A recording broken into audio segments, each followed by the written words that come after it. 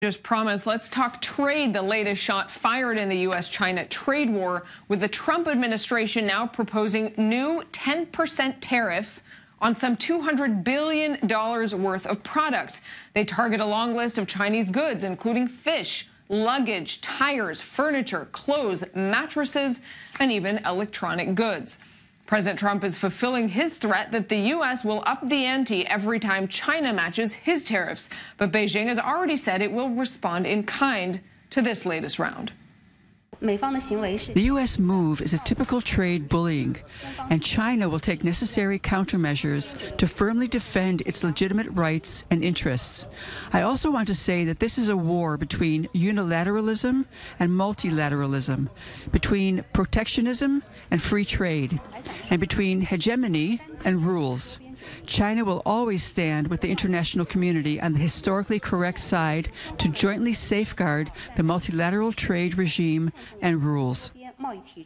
Well, for more, let's go to New York and speak with Steven Schoenfeld. He's the founder and chief investment officer of Bluestar Indexes.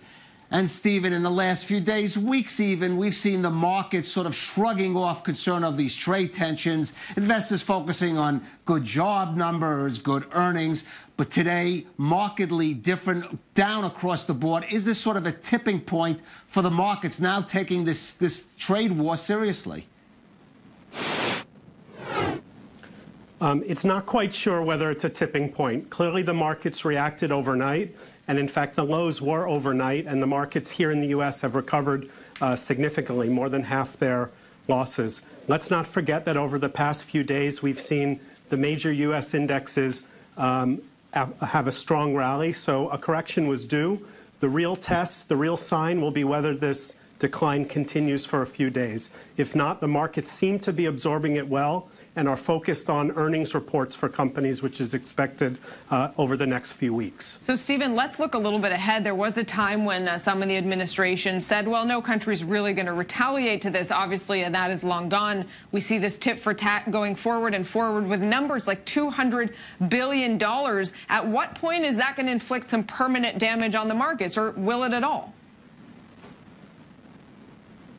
So we're still not sure on the impact on the markets, but there's no doubt that the upping of the ante by the Trump administration can have very significant economic impact. Going to $250 billion means the next step, if China responds, as they just said they would be $400 billion. And China only exports $500 billion and change to the U.S. So the U.S. will not be able to punish the Chinese much more, and yet U.S. consumers, U.S. workers will be hurt, and it certainly doesn't help U.S. relations with our allies, and it certainly doesn't help relations with China, which is already tense. And Steven, one thing slightly different here is now we're moving into areas of such as electronic goods, the tech sector, which has always seemed kind of invulnerable to these kind of geopolitical tensions, now seems to be rippling a bit under these pressures. Is that a danger that now it'll be moving into, for example, the tech sector? It's definitely been recognized by the market. The tech indexes were hit just as hard as the industrial stocks, industrial indexes last night. Just because we've had a pause or some kind of recovery today, if this continues, you could see bellwether tech companies like Apple and Intel affected. You will see NVIDIA, Micron, chip makers affected. So it is a change, and let's not forget, and I'm not justifying it, but one of the targets of the Trump administration is China's tech investment plans for the next decade. So they are trying to make this an issue. So tech companies will not be immune to the fallout. So, Steven, as we look forward, other than just matching Trump's tariffs, something that we have seen so far that we see China promising again, are there other measures that Beijing can take? Well, there's no doubt that China has a broad arsenal. They're the largest investor in the U.S. debt market. There are geopolitical aspects that could come into play. They are the main supporter of the North Korean regime, and clearly the U.S. is trying to have negotiations with North Korea. They could clearly throw a spanner in the works. And there is tension in the South China Sea and with Taiwan. So if it shifts into geopolitics, it could be very, very dangerous, unfortunately.